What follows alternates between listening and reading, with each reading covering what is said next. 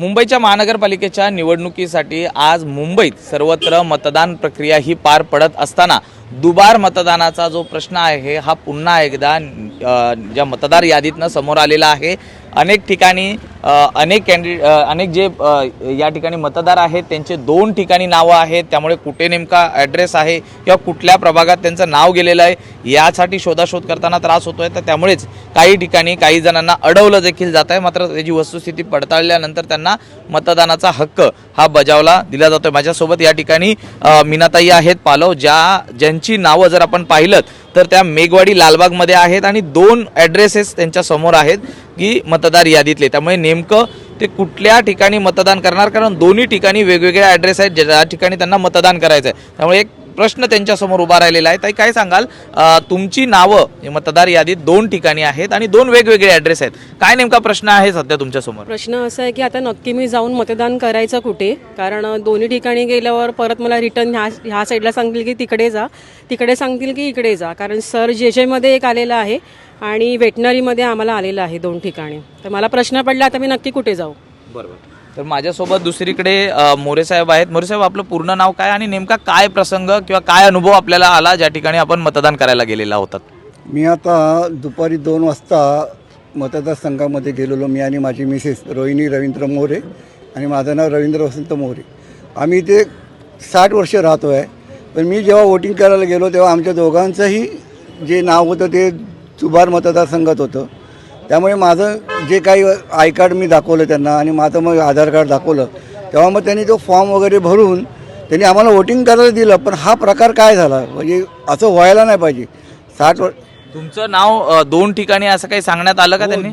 दुबार मतदारसंघातच नाव गेलं माझं आणि माझ्या मिसेसचं। त्यांचं कुठे आहे असं सांगितलं? म्हणजे त्यांनी काहीच सांगितलं नाही। मी बोललो की तुम्ही इन्क्वायरी करा ना की कुठे आमचं झालंय वोटिंग, कारण मी तर ओरिजिनल माणूस असताना दुबार वोटिंग होतच कसं? विधानसभा ज्यावेळी निवडणूक होती, लोकसभा झाली, त्या दरम्यान असा काही प्रसंग आपल्यासोबत झाला? नाही, हा फक्त महानगरपालिकेच्याच वेळेला झाला, नाही तर विधानसभा आणि लोकसभेच्या वेळेला नाही झाला।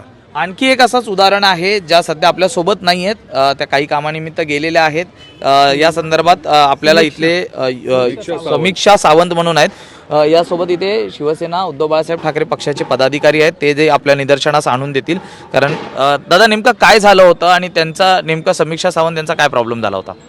जसं रवींद्र मोरेंचा प्रॉब्लेम झाला दुबार मतदाराचा, तसाच त्यांचासुद्धा प्रॉब्लेम झाला। त्या मतदानासाठी सकाळी गेल्या होत्या मतदार केंद्रामध्ये, तर तिकडे त्यांना सांगण्यात आलं की तुमचं मतदान आधीच झालेलं आहे, तर 34 नंबर तुमचं मतदान आधी 34 नंबर वॉर्डला झालं आहे कुठेतरी। आता आम्हाला माहीत नाही 34 नंबर कुठे, ते त्यांनाच माहिती निवडणूक। हा जो 34 नंबर वॉर्ड आहे हा मालाडचा आहे, ज्या सध्या त्या राहत आहेत लालबागमध्ये, अनेक वर्षांपासून याच ठिकाणी राहत आहेत, इथेच मतदान करतायत, मात्र आता त्यांचं नाव 34 नंबरमध्ये देखील नोंदवण्यात आलेलं आहे। त्यामुळे हा एक गंभीर प्रकार समोर आलेला आहे। दादा, पुढे नेमकं काय झालं मग त्यांच्यासोबत? मग त्यांनी थोडंसं तिथे त्यांच्याबरोबर हुज्जत झाली त्या निवडणूक अधिकाऱ्यांबरोबर तिथे, आणि त्यांनी स्वतःचे ओरिजिनल पेपर सगळे त्यांना दाखवले की मी इकडे तिने डॉक्युमेंट मागवले, ते सगळे डॉक्युमेंट आमचा मित्र घेऊन गेला तिकडे, ते दाखवले आणि ते दाखवल्याच्या नंतर त्यांना खूप वेळानंतर डिस्कस केल्याच्या नंतर त्यांना वोटिंग करायला मिळालं।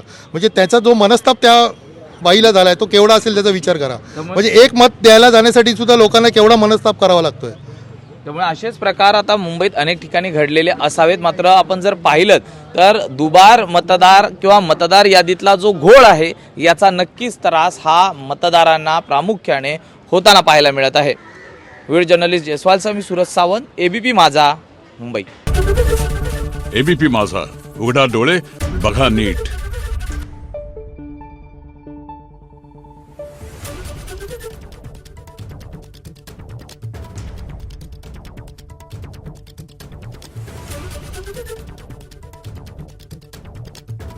Thank you.